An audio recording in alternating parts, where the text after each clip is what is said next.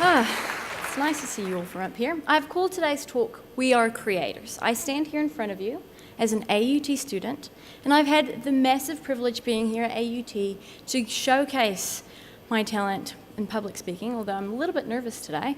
I've been able to go to international business case competitions in Southeast Asia, and also through AUT I've had the massive privilege of, with my team, going to the HALT Business Prize competition, which is a social enterprise accelerator, and it's funded by the Clinton Foundation. Also, I've been able to co-lead the transformation of Enactus AUT into Think.e.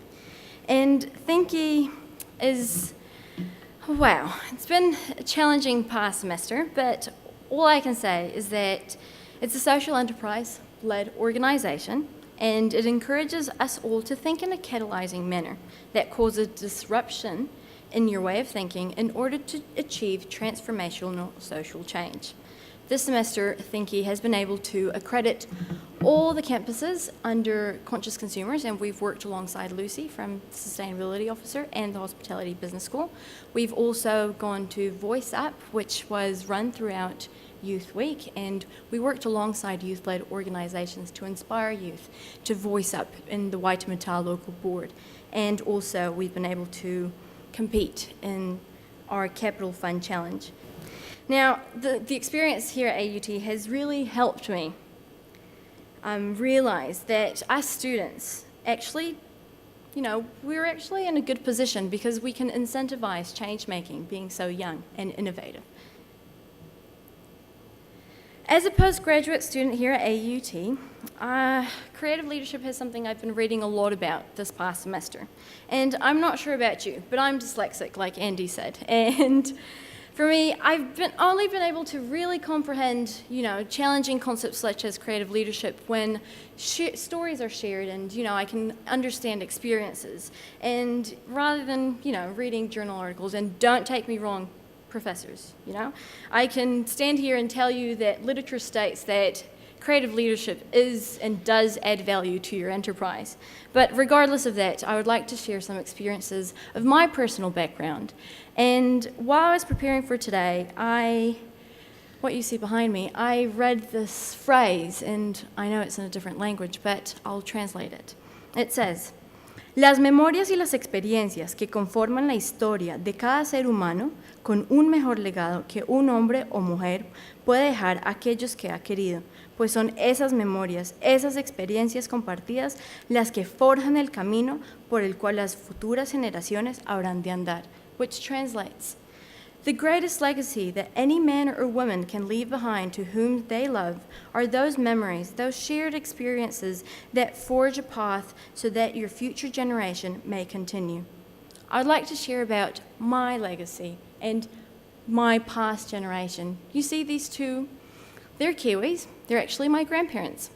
And Denise and Lindsay Christie, actually passionate and fearless, they gave everything up here in New Zealand, and with their 4 daughters, they hopped onto QE2, Queen Elizabeth II, travelled for 3 months, and ended up in their tropical destination, Colombia. And who's going for the World Cup? I'm cheering for Colombia, of course, because we're going to win. So, throughout the ministry, they've been working there, and they ended up realizing that they didn't really want to be a part of what typical missionaries were doing. They were so distraught with the poverty and the brokenness that was happening within the marginalized communities that they really wanted to create some change. And at the end of the day, all they wanted to do is to get them out of their suffering, to create hope. 30 years later, my grandparents owned and operated the first Christian newspaper in all Latin America, and they began to build something that's called Conviventia, or CDA Colombia. So CDA Colombia now is a valuable actor that processes and generates the improvement and the quality of the life of individuals and families who are victims of poverty, violence, and conflict. Nowadays, Conviventia, led by Missy Christie, which is my aunt, has built an important track record working in partnership with international development agencies, as well as partnering with corporations and foundations and government agencies.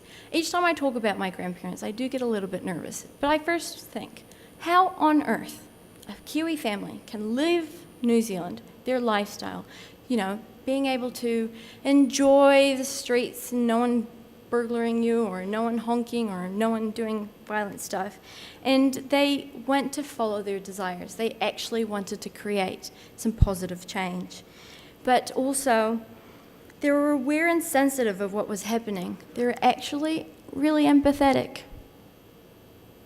Empathy is the action of understanding, of being aware, being sensitive to vicariously experiencing the feelings, thoughts of anyone who, just understanding, being immersed in the other person's being. You might imagine my childhood has been very different to most of yours. When I was 4, my dad was walking down a cold night in Bogota, Colombia, and found a box, and the box was crying, so he walked up to it, and when he opened it up, he realized there was 2 orphan kids who were actually covering themselves from the rain.